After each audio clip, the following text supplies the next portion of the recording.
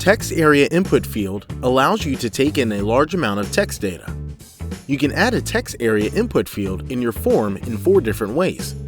You can take a blank form and click on the plus icon. Choose the text area from the drop-down menu.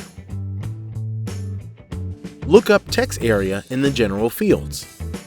Drag and drop it. You can also click on it.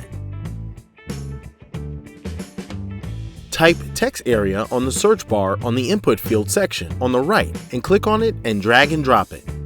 Now hover over the text area and click on the edit icon. Name your element label and specify where you want to put your label. Define the admin field label and placeholder.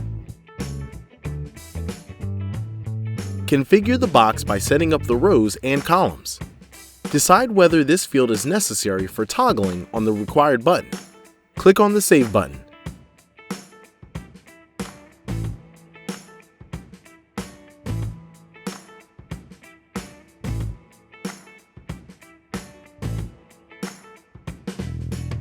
We have separate documentation for the advanced options. You will find the link to it in the description box.